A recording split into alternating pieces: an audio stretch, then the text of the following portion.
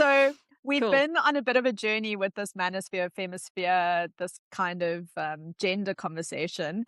And Yeah. then when we were prepping for our next podcast, I sort of just assumed we'd segue from something we've been discussing. But no, Saskia's mind is a wonderful place and it has many boxes and doors. And so Yes. I messaged you and you were like, I really want to talk about this tax the rich thing that's happening. Exactly. And I was like, right, cool, switch lanes. On a new lane. Hello and welcome to the Perspicaz Podcast. Today we're talking about wealth taxes. What do we understand them to be? How do we understand them to be implemented? And as South Africans, do we think that the government is the best body to redistribute the wealth? And as a bonus question, should we even be redistributing the wealth at all? Enjoy.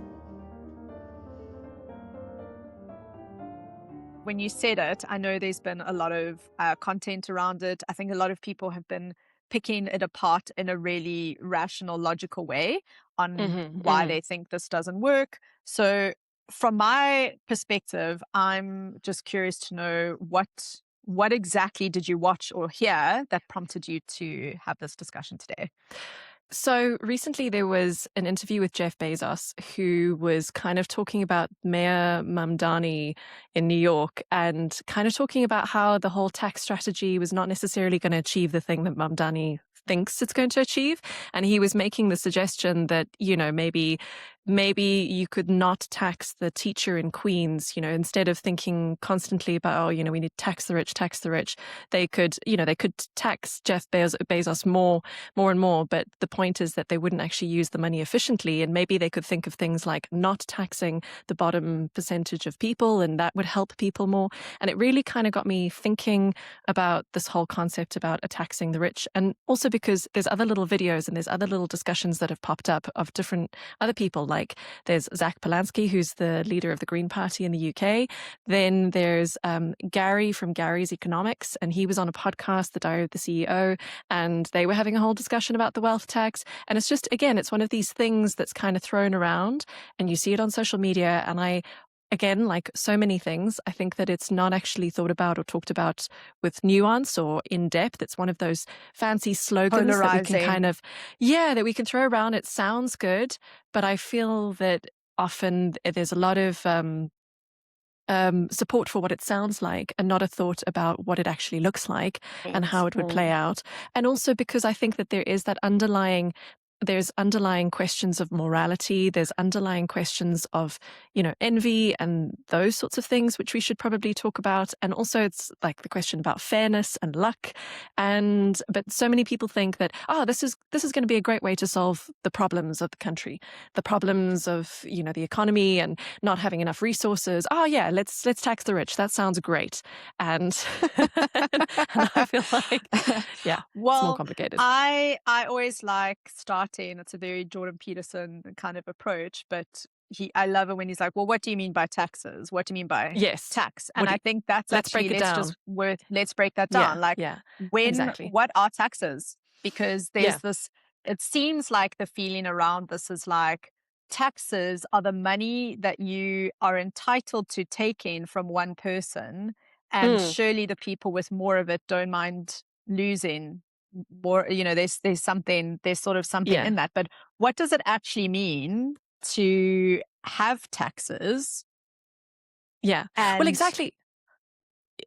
Yeah. I've been thinking about, again, so coming back to the sort of the point of, okay, so how have we structured our society in terms of resources and spending what we need to and division of labor and such things? And we're thinking about, okay, so the government is the central force or the central group that collects money from everybody else, and then we agree that they're the ones who should distribute it according to the different things that we need. And so there are collective things we've all agreed that we want to everybody to spend their money on. So everybody will take a percentage from what they've earned, and they put it into the collective pot, and then that's supposed to be distributed around. That's supposed to be put into roads and different, infrastructure, bridges and all that sort of thing. And for some countries, they've decided that this is the collective money we're going to spend on healthcare, and this is the collective money we're going to spend on education. And then this comes into the debate. And I think it would be interesting, because we've been talking about lots of social issues and kind of placing ourselves on left and right. And here we can talk about fiscal issues and decide, your position is, do you want the government to take more control over those spending on those things? Or do you think that those things should be more private? Should we put education into the hands of people who actually know how to do education? Or should it be a national project that the government takes control over? Similarly with electricity, water, all of those sorts of things. Should that be in the hands of private individuals, or should that be in the hands of the government? But so to go back to the whole idea of taxes. So we live in a certain area, we want certain services, we agree that it's more efficient to put pool our resources together, and then the government is the one that's like, okay, I'll be the one to organize and distribute this. And I think then there's a sort of looking around at everybody, who are the pool of people from whom we're going to take resources from, right? And so then you have your different systems of tax what's it called? It's like a progressive tax system, I think is what it calls. Or you can have a flat rate tax system. So everybody pays the same percentage, or you pay a different percentage depending on how much you earn. And I think that's interesting to kind of go into, and to be like, who should pay more, or should it be just all the same? I also think, because having the experience of having run my father's business, and then, being in South Africa and seeing all the different taxes that corporations are subjected to. And then you start to feel like, when you start looking at everything and you think, we're just taxed on absolutely everything. So it's not just your income tax, but it's also all the different things that you decide to buy. You have value added tax added to that. And then, if you're a corporation and you're paying income tax on that, you're also paying provisional tax, because the tax people are sometimes like, oh, we want to try and make it easier for you. So we'd like you to pay half now, and then you can pay whatever it is that you happen to owe at the end. And then and no personal experience about this at all to No. But also so interesting to consider that income tax was not the norm years and years and years ago. I think income tax was something that was brought in the US, for example, after the Second World War, perhaps? Okay, this is where I go a little bit shady on things. But I think that we are so used to paying tax. We just all accepted that this is the system, that there is less of a questioning of, should we even be paying tax? What do we pay tax for? And then that gets us to the question of, is the government the body or the responsible person that you would want to give your money to? If, say, we've agreed, okay, I want to contribute my money to the collective pot. I want it to be used for the different services that I would take advantage of as a citizen. And so I have now elected this particular group of people, and I trust them to be the ones to spend my money. So what do you think of my kind of laying out of the land of the tax world and our roles as citizens? Okay, so I think you have a really valid point. There are some things in this world that we're so used to, we don't question it until, and I think this is what's interesting always, you've said it before, as a case study living in South Africa, our experience is that we pay a lot of taxes, but a lot of our services are privatized. Yes. So there is this strange conversation where I'm sitting going, oh, why does the rest of the world are so okay with taking money from other people to get things? Because as far as I'm concerned, we actually pay a lot of money for nothing to a government that we don't actually benefit from directly at all. Like in terms of there's no free education. Well, there is free education, but if you want it at a certain standard, you go private. And I know this exists in the rest of the world also. If you want certain standards, you go private. But our baseline, the gap is so huge. And then I start thinking, okay, so there's something interesting that you said in terms of people who are the kinds of people who can be responsible enough to make the kinds of money to then build businesses, live in nice places, contribute to schools, all of these kinds of things. That for me is now digging into the psychology of the kind of human that opts in to life and contributing to society, and opts out or wants to opt into the give me because I don't actually want to do any of the work. And so I think there was a study in Kenya, and I wanted to, it was this chat that I wanted to bring it up. There was a case, sort of like an economic experiment, and I think it was in Kenya. I should probably look this up, but they basically did the socialist thing where they gave everyone a certain amount of money per month, like a middle class income bracket, and just basically watched what unfolded. It exposed the human nature of individuals, where even if everyone got the same, different people used it responsibly or not responsibly. So there were those who used it. They did add-ons. They grew. They started had just beautiful gardens, or started planting vegetables, or used the money to start businesses or whatever. So there were people who were like, oh, this really was a leg up, and they took advantage of it. And then there were people who did absolutely nothing. They just squandered all the money. So I think it disappeared. Exactly. And so I think things like that are really important to be reminded that there is a reason why not everyone has money. There was also that show that followed people around who won the lottery, and they'd basically let homeless people find money and then follow them around, and they'd just recklessly spend it, and then it was all gone. So it was like, it was this really horrible, bittersweet thing where the kind of pouring into you need to become the kind of individual that understands what it takes to earn and then to contribute to society in a meaningful way, I don't think are necessarily the kinds of individuals who fully understand what it actually means to tax the wealthy. I think there's a statistic, I think it's in the US, but it's like, my husband was saying like 60% of the tax is from the like 5% of the population or something. So 6% on a $2,000 or $20,000 salary is not the same as 6% on millions. It can just become a very frustrating thing to try get people to fully understand why it's important to contribute. Because I think there's also something really important about, you are contributing to the society that you're in, and to have everything for free is not good, because if you don't buy in, then you don't have any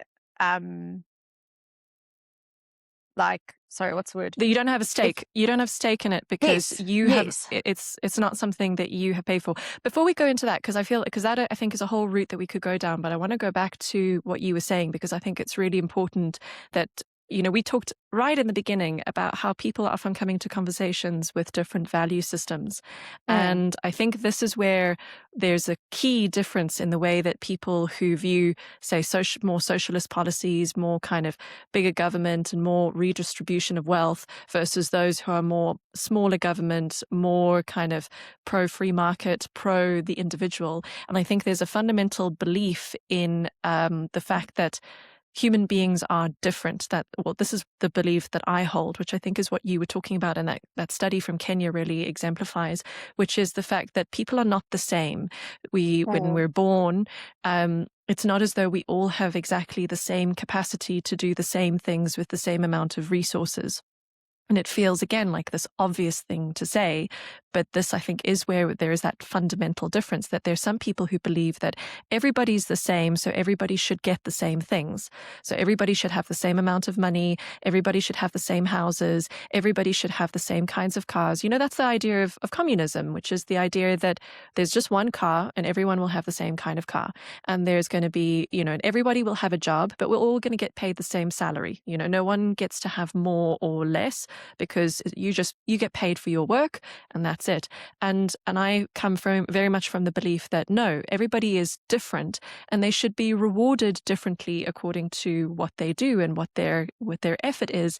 And I know that sometimes so that's also something we can go into, because life is often unfair, and I think that's another core belief upon which I build my system of what the way that I think the system should be, or the kind of system that I approve of.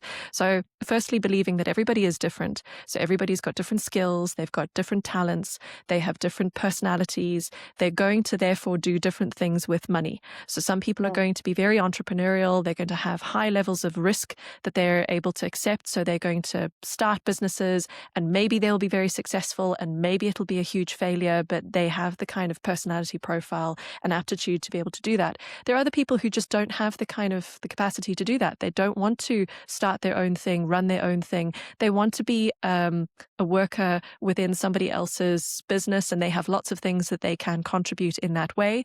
But they're not Elon Musk. They're not going to have the same appetite for adventure and for growth in the way that he does.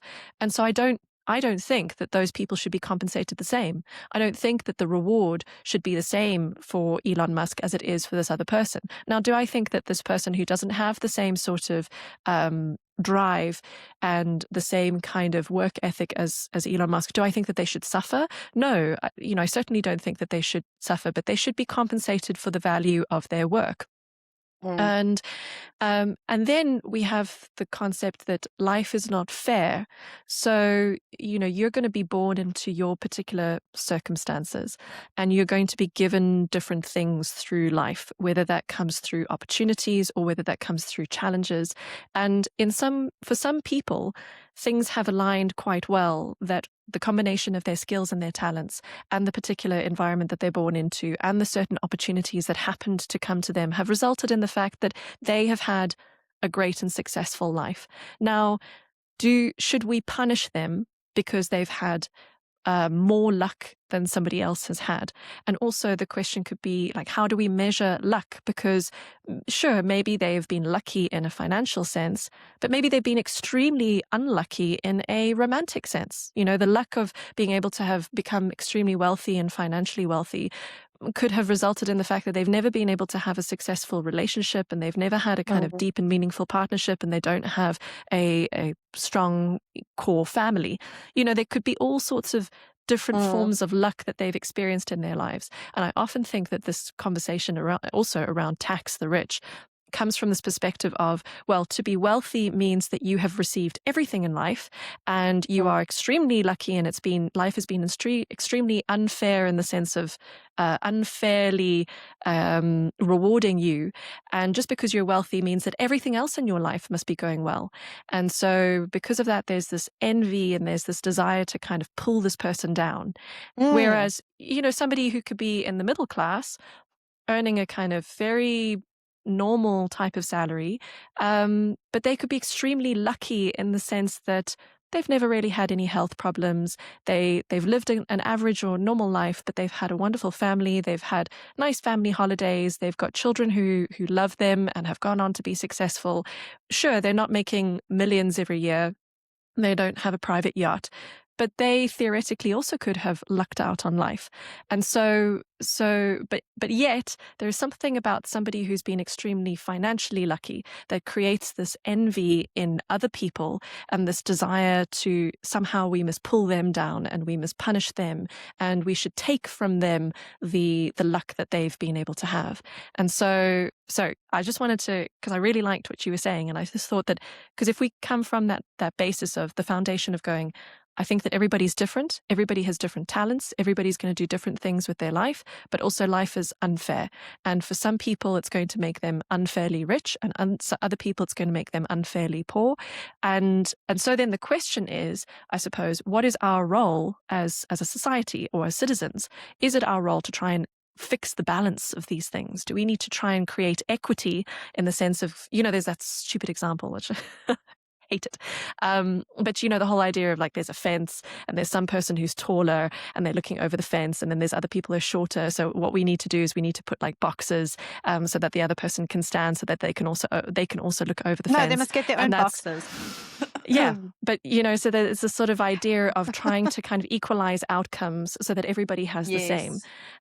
So instead of recognizing the difference between inequality and poverty, right? Because that's effectively what you're talking about, is there's a difference between there is inequality that exists in the world. And I think that what did we, the kernel of truth is that, yes, there is a cry for social justice. Yes. There is a cry for justice, but there's also reality that people make choices. Those choices have consequences. Those consequences over time culminate in environments and situations where groups of people or individuals then are not given opportunity. Unless there's huge global crisis, for the most part, generations that continue to follow a value system that produces consistent positive choices. They don't gamble their money away. They invest. They play set. They work hard. All of these kinds of things, and that filters down, and that filters down, and that filters down, and you create more and more stability through the generations. That's very different to generations of brokenness. And so, again, it's money won't fix much deeper socioeconomic problems. So I also think that we sometimes don't take into account how quickly things can change in either direction for people. So I often think that there's a resentment of wealthy people because the belief is that they just inherited their wealth. Like the majority of people inherited their wealth. And just because you've inherited wealth suddenly means that you're going to be wealthy. And I think that that's not necessarily true. In fact, I was looking at the list of, the top 200 richest people in the UK, and the majority of them are self-made millionaires. So, that tells you that there's an element of somebody coming from nothing and building them up, and they then become incredibly wealthy. But I also think it's worth keeping in mind the examples in history of these great generals, great kings who become the king of an empire, and they've often had to come through fighting through lots of different ranks, and then they've come and they've stabilized the empire. I'm thinking specifically, there's a great episode on the Fall of Civilizations podcast, and it's all about the Songhai Empire, and it's about there was a great emperor or king of the Empire of Mali. But then what happens, which is a story that we see again and again and again. So this great emperor, he fights through the ranks, he becomes emperor, he does great things for the empire grows and expands, and they have great success. And then his son takes over and is just put in that position of power. Exactly. And then everything crumbles because this person hasn't developed the kind of personal attitude that comes from having struggled through difficulty to be able to then manage things properly, to be able to see what to do. Now, does that mean that this example is going to play out in every situation of inherited wealth? No. But I think that the assumption that just because you've inherited something now means that you're going to be rich and prosperous forever is not true. It's very possible that children inherit this incredible amount of wealth, but they don't know how to manage it because they've never actually had to work to achieve it. Or they've never had the aptitude to manage that kind of wealth. That's not in them. That's not for them. Exactly. So I think that there is also we need to look at it with this different perspective of going, well, it's not necessarily that you're so lucky that you inherited this wealth and this empire, and that doesn't necessarily mean that you're going to be able to maintain those riches. You could lose that in a generation just as much as you could build it in a generation. So I think sometimes we have this kind of a warped historical perspective of, and it goes down also with things like colonialism, like it's the pendulum swing, like you and I have been talking about, that sometimes people are so stuck on what has happened and fixing this thing of what has happened, they miss where it changes. They miss the moment where it actually, and I think it changes a lot faster than they are conscious of.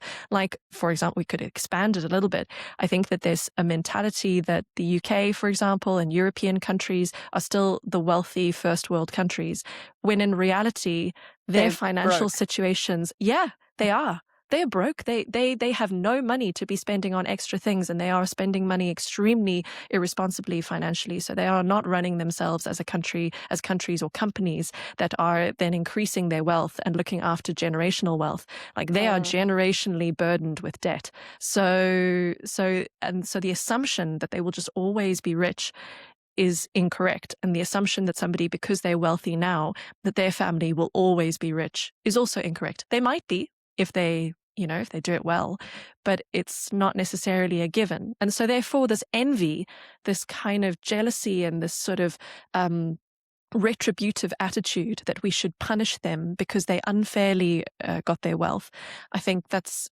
what I don't agree with. And that's why I feel like... Did you watch the was it a court case? I think, was it a court case with Starbucks? Is it Starbucks employees were suing it was very much like, you have all this money and you should distribute it to the employees. Yes. And he's like, I built this from scratch. Exactly. I built it from scratch. Like, why do I owe you any more than the job that's been created? If you want more money, then go out and do what I did, and I know there's so much about, well, the American dream doesn't exist anymore because the economy is not the same, and you can't just, all these boomers but lived why in a is the time where they economy benefited, not the blah, same? blah, blah, blah, blah, blah, blah, blah, blah. And I'm just like, well, that hasn't stopped new businesses from making millions and new people coming along and starting things. So I think there is definitely also this strange narrative around the time of the American dream is over. White people benefited from that time, and now no one has the same opportunities. But then the people who are ignoring that and kind of actually starting businesses and just doing the thing are doing the thing, because I think it doesn't matter at what point you are in society. If you start something that people want, there's going to be a market for it. Because it's all about skill set rather than just resources. And that's where I think there's a great entrepreneur. I'm going to maybe mess his name up, Naval Ravikant. And he has a fantastic book. And he talks about how the important thing for you to do, so if you want to become rich, and there is this obsession in our society now about becoming rich, and especially through the social media and so on. But his whole point was you should learn the skills to be able to become rich, such that if all your money was taken away and you were dropped in a foreign country, you would be able to rebuild yourself and rebuild your wealth within, X amount of time. And that's his whole thing, is that he's developed himself to be at that point. So it's not about money. It's not that if you have money, you're automatically going to be able to be rich. It's about skill, and it's about being able to understand the market, understand, being able to spot opportunities, leveraging it, finding the right people, knowing how to sell, all those different things. And this is where I think there is a kind of economic illiteracy amongst people, especially when you hear people talking about taxing the rich and taxing the wealthy and taxing businesses and so on. There was also, famously, Jeff Bezos was at a time with Amazon where they were about to go completely under. And it was all his risk. And then things have happened over the last couple of years that have been lucky for him, that risk that he took, that investment that he took, the business that he built, it just so happened that, time afforded him the luck that then he could become successful. But it was by no means just a sure thing from the beginning. It's an up and down path, and people go up and down. I mean, you look at Elon Musk as well, and in terms of SpaceX and the rockets that have not succeeded, the amount of money that he's blown through it. And so I think, to come to the point about economic illiteracy, because this is also something when I was sending you my message and being like, we should talk about this and this and this. I feel like people don't understand the difference between wealth and cash. People don't understand what capitalism really is, in the sense of, starting a business, having X amount of capital that is invested and used to grow a business, what it means to have shares, like all of these different things. And so I think sometimes when I hear people talk about, we should tax the rich, the idea that they have is the rich have, loads and loads of cash sitting in a bank account, and they're just not using that cash. Like sometimes there's that accusation given to Elon Musk that his wealth is X amount of money, and if he just took X amount of those billions, he could feed everybody, or he could give everybody a billion. X amount is like property and assets and exactly. It's not like you don't. It's not physical cash. It's sitting in other things. And then also because the idea, I think somebody said it was either with the Gary's Economics or someone was saying it, that we just tax the rich X amount of money, and that's an extra £400 in everybody's pocket every month. And I was like, no. Why do they deserve an extra £400? But also the idea that what you're going to do is you're going to take money from the rich, but forgetting about the government, middlemen who are going to quite happily pocket, a nice amount, because that has to go to pay the bureaucrats, and that has to go to pay those different systems, and that has to go to pay people's tenders. But anyway, I think that's a whole other aspect of the conversation. So can we, from your side, talking about the difference between wealth, the difference between cash, and what's your understanding? What do you think people don't really understand about it? And also, because you're someone also who runs their own business. Your dad ran his own business. So what do you think people don't understand about starting businesses and that financial process? I think fundamentally the responsibility. Mm. I think the amount of self work you need to do to have the confidence, inclination, motivation. I talk about these words so loosely, but a lot of people have seen what I've done and have decided I'm also going to just start a business. And then they just get stuck because and I'm a single person on my own, and you're helping other people just like offer their services directly to clients. And it takes so much more than people think. It's not, things don't fall into your lap. And even if they do, I have friends that come from generational wealth. They still have to go to university and they still need to work. They don't just get to keep that money and spend it, or like, they are raised to have an even higher expectation by their parents on be qualified, be extra super duper qualified, maybe even more than the first generation that just hustled.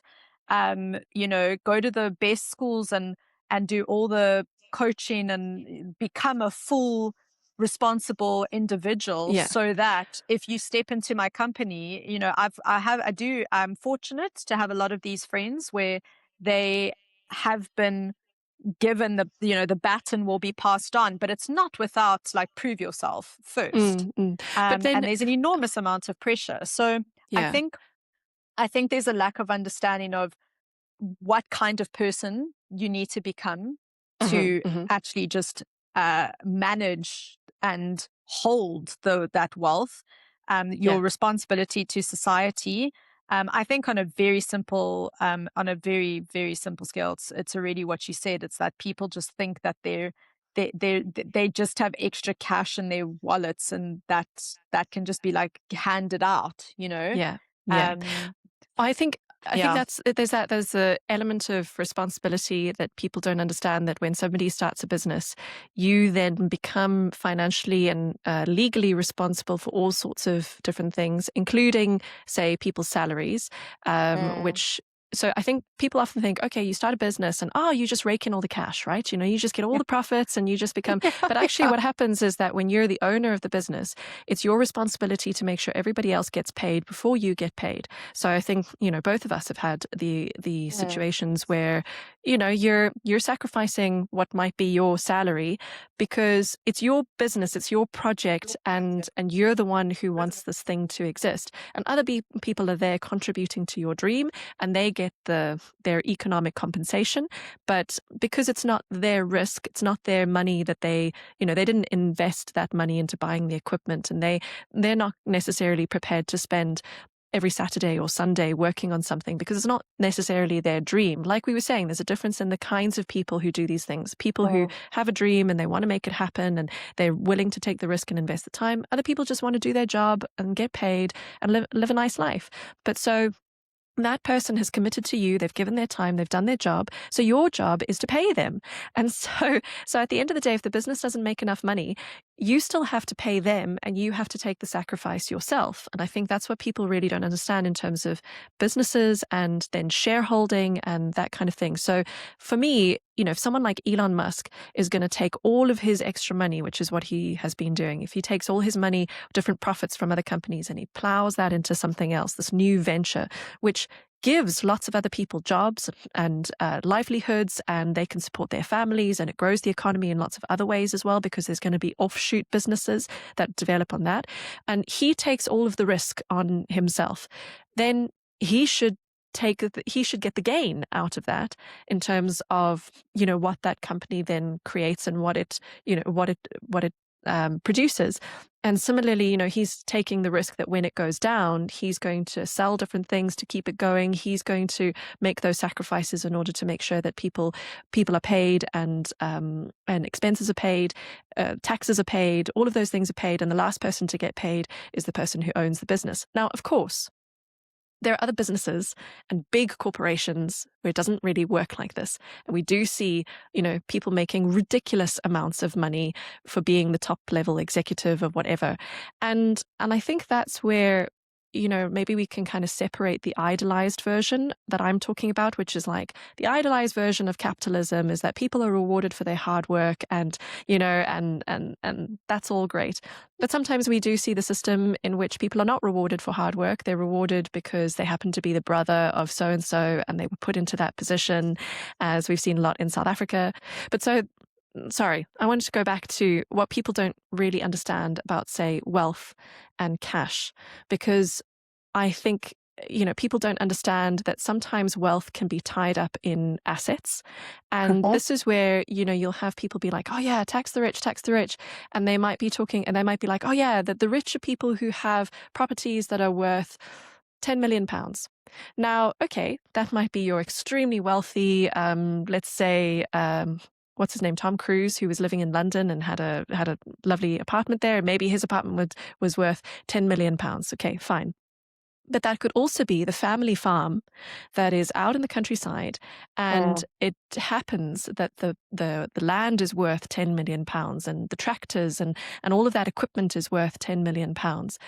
But now they don't actually make a lot of money each year. Maybe the amount of profit that they make, the amount of cash that they make is maybe £40,000. But now you want to tax them on the wealth, which is the theoretical value of what that land is. And you want to say, well, we want, 1%. So they have to cough up 100,000 every year to cover this wealth tax that you've decided to bring up.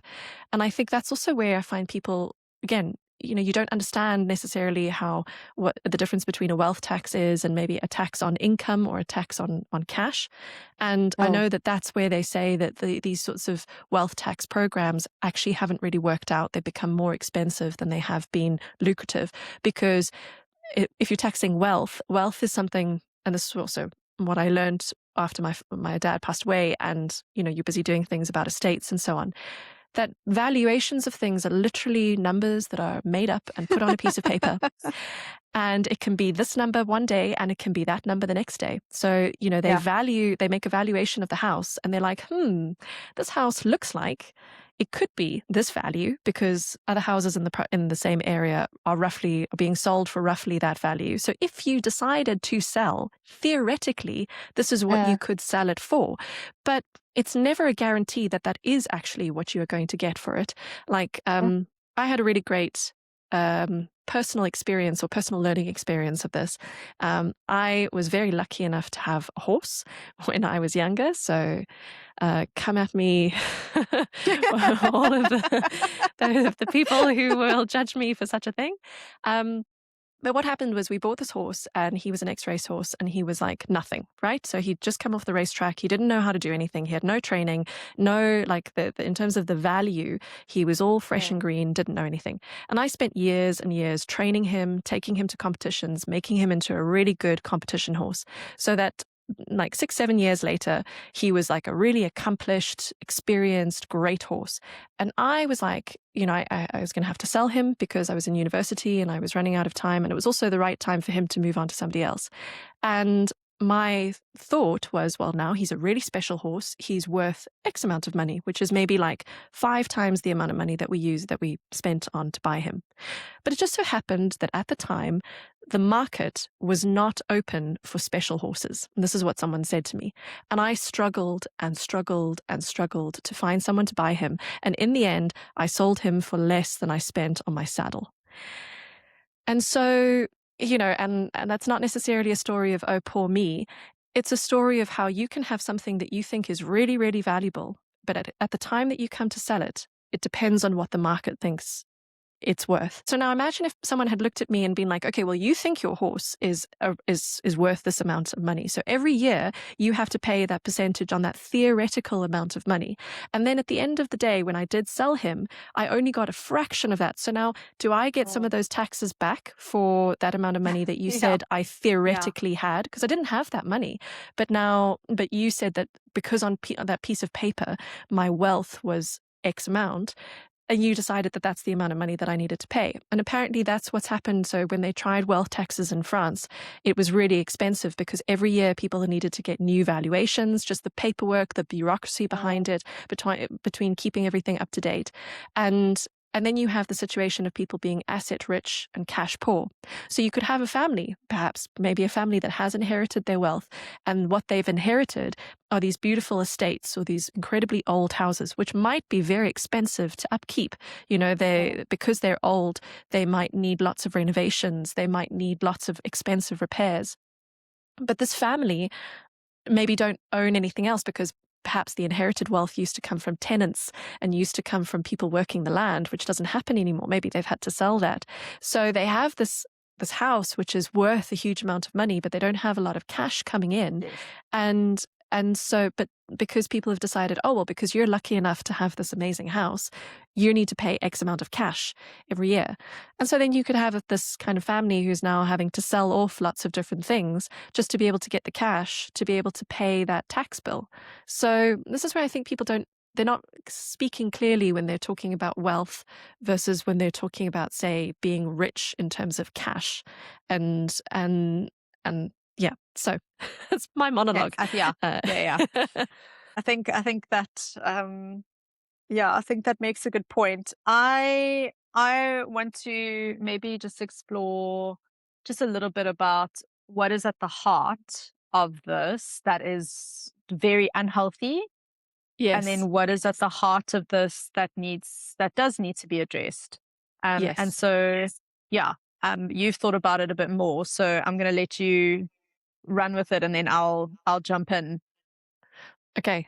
So I think in terms of what does need to be addressed is that obviously we want, as much as we recognize life is unfair, people are different, we also want to live in a society in which everybody's taken care of. Our community is taken care of. We have nice roads. We have good hospitals. There's good schools. We want those. We want nice things.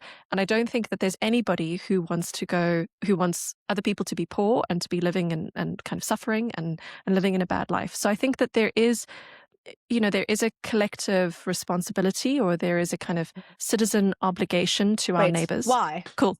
Why? Okay. Because I always want to challenge this because I think it's also good for us to constantly be aware that we're operating from, well, especially me, from a value system that says, of course, you should reach out to your neighbor. But there are many other countries and many other societies that say, no, just take what you can. Yes. So, I'm just curious to know why. Well, I think that just from a sort of evolutionary biological perspective, we can't survive just on our own. So we survive in communities. So it's within our interest to look after the people that are around us. And within our selfish interest, I think if we could kind of take the Ayn Randian perspective, which is that actually there is a selflessness in selfishness. And if I'm thinking purely selfishly, I want the people around me to be happy and prosperous because I'm probably going to experience less violence. I'm probably going to benefit from their different things that they're creating or their different things that they're selling. People who are wealthier care more about the environment. We have more time, more resources to think about creating clean and beautiful spaces, to look after wildlife instead of thinking about needing to kill wildlife because we need it to eat it. Probably have more orderly societies. So from a purely selfish perspective, I need to invest in my community for my own benefit. What is your perspective? I'm interested in what the Christian perspective. I think you're an amazing idealist because I think money, sex, power are part of the human condition. And so I think that a lot of people's drive to make money, this is the other side of it, is that we've been talking about the wealthy who do contribute to society, who are trying to make changes, who are adding value to the world. But there is also a reality. There are traffickers, there are corrupt businessmen, there are, people who just trade stock, all of these pharmaceutical companies that are more than happy to make a lot of money out of people being ill. Yeah. So I don't think they're not the same people. I think you get the same people in poverty and the same people in wealth. Their hearts are not for good things. Yeah. And so I think the irony is that people think, well, if they have money, they won't have rot. And it's not true. I think ultimately it comes down to the value system you choose to believe, how much responsibility you take to contribute to your society and your community for the reasons that you said. And so again, we always look at this, liberal, conservative, polarizing debate. And I do think there is a social justice cry that is within the liberal space. But unfortunately, I also do think that it's not true social justice. I think it's social reverse. It's trying to reverse who's in power, not actually implore people to step down and be philanthropic. So, yeah, I think. Sorry, the North thing, the East. I think we're back to the East-West situation where we've got everyone must be equal communism, and then we've got each to their own selfish empire. And then I think there's a true North, which is the perspective I come from, which is some people are given more because it's like a biblical parable. The person trusted with the talents, like God gives to those that he trusts. To more is given. And I know that's going to get people up, because I also know that there are other verses around, like some people will have their wealth in this lifetime, but ultimately there's nothing for them after this. So there are also those who just indulge in rampage. So I think the North is that to those who are given much, there's a responsibility to care for those, not give to those, care for those who have not been given, and to uplift, but not from a socialist perspective to actually tear down. Exactly. That's what I wanted to come to. The kind of difference between tearing things down instead of building things up. And so what does it mean to care and uplift the poor? And I really kind of, that's what irritates me, is that it often feels like there's this focus on pulling down the rich and, and attacking the rich. And I almost feel like just leave them. I really don't, like they are not we have limited focus and we have limited attention and we have limited capacity for the things that we care about. And I think that, if we are going to care about things, then focusing on how do we create the environment for people to be uplifted? How do we create a better environment for anybody, depending on, that regardless of their social situation or their economic situation, that they can live a good and prosperous life, or they can live a safe, clean life at the least. So why are we not focusing on those types of things? And instead there's this focus of, we need to pull money down from the rich. And I think also, so coming into this is the question of, again, is the government the best organization or institution through which that we trust to engineer the social environment that we want to create? Are they the people that we should be pouring all of our money into and trusting that they will then distribute it in the way that we want them to? And I just feel that at the moment, from the examples of South Africa, from the examples of other governments around the world, I don't trust the government to be the one to take the money. So if we're going to be taxing the rich and then redistributing that wealth, I don't think that it should be going through the funnel of the government. That's, I think that there needs to be other opportunities or spaces, as you're saying, for philanthropy, but, spaces in which people can be uplifted without having to go through the central body, which is only interested in making itself larger and in paying its own salaries. Like there was a very interesting interview I was listening to once, which was with a South African artist, playwright, I think is Mike van Graan. And he was talking about how in South Africa there is money for the arts, that actually the problem is not that there is no money. The problem is that by the time it has trickled down through all of the different levels and layers of bureaucracy, that when it actually gets to artists, it's like a fraction of what it started out as. And so I feel like that is a good principle in other ways, that if there is supposed to be a transfer of money from one group to another group or into different services, it needs to go as directly as possible without going through all of the different filters. And then it can actually have an impact. So, well, that's why this is again, I don't know why I throw these things out there. I think I'm just waiting. I think I just want criticism. Yeah. But that's why I honestly don't believe in NGOs. I think they can be some of the most toxic institutions. For me, they are like governments, right? Because government effectively is an NGO. It's a service delivery that doesn't have really any stake. Well, there's no market to control or to give it feedback in terms of whether the product that it's delivering is of value or not. Well, the voters, but like not really. Not really, no. And so I've worked with NGOs, and I just kept thinking, like, the bigger NGOs get, the further you're removed from directly helping. And I know this thing is nuanced. We always know this. We know that everything we say has about 5 different angles. We cannot address all of them. Okay. So when we're speaking, bear with us. The most direct access to help with the people most immediately to you, or if you are removed from the people you want to help, like there are ways to help well, not through NGOs that actually often, especially in Africa, and we see it so much in South Africa, their incentive to keep the people that you're helping in poverty so that you can continue to appeal to the emotions of people to fund your projects. And I think I've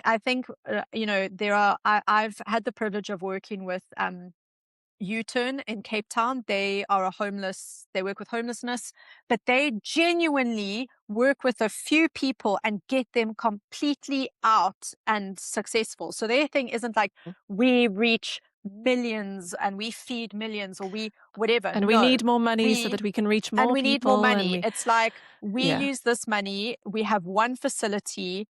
It goes straight to the people that need it. We outsource, actually. We partner with other NGOs to tackle the other areas so that we don't become inflated.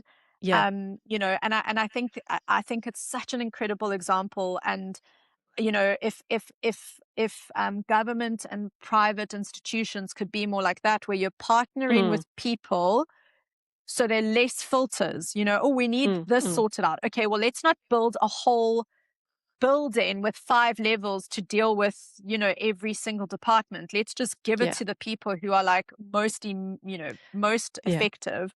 I think that's at the heart of it, is that people don't feel like they're being helped. They're depending on a government to help them. That government has so many barriers to actually being able to help the people that they are getting to buy into this rubbish. And so I think there needs to actually just be, for me at least, more transparency around how to get the leg up that the cry for help. There is clearly such a cry for help, but I think it's really complicated because there's a cry for help, but there's a big difference between give me and help me. Yeah, exactly. I think that we need, you need to have the best of both worlds, in the sense that the government is doing its job to be able to maintain the services, the infrastructure within the country, to be able to create the environment in which people are able to lift themselves out of poverty, that people are able to get a good education, that people are able to, pursue happiness, the American dream, the life, liberty, and happiness. But then also there needs to be a space, or the environment needs to be open for people to directly help and directly contribute to the things that they want to contribute. And for us to remove this idea that the government needs to take more money from us because the government is going to be the one that's going to go and fix all of these solutions. I would rather the government takes less money from me and I have more money to be able to distribute and give it to places or people that I know are going to have a proven track record in being able to fix certain problems or address certain issues. And I think that's where I sit more on the sort of right-wing side of things, where less government and more support for individuals or private individuals, the privatization of certain things, because I think I trust more that if somebody's dedicated their life to education and to educating certain groups of people or certain, like inner city kids, they know exactly what those problems are. I would much rather they get the money directly than going, oh no, but you can't take control of that because actually the government manages education and the government manages it for everybody. And so they have a lot more power, or they have the monopoly over these particular services. And I also think that there is there's sometimes this false idea that's put out about people who are wealthy or people who are rich, that they're inherently selfish, and that the problem is that they are hoarding the wealth and that they're just trying to kind of scrape it into themselves, and that we have to force them to give out their money and we have to force them to redistribute the things that they have. And especially if I think of South Africa, I think that that's just not true at all. And I really, I wish that we could change that perspective. Doesn't mean that it isn't true in some instances. Doesn't mean that there is extreme wealth that includes a certain amount of hoarding and that includes a certain amount of greed and people taking advantage of others. But I think that this blanket moral painting of people who are wealthier as being greedy and hoarders, I think that that's incorrect. It's not as nuanced as we would like it to be. I don't have anything else to say. I think we should end there. You go. Yeah. Done. So we solved it. Yeah. We should just be presidents and we'll fix everything. Thank you for listening to the Perspicaz Podcast. If you enjoy our discussions, please remember to give us a like or subscribe, and maybe share it with a friend if you think that they would enjoy it. As always, stay curious.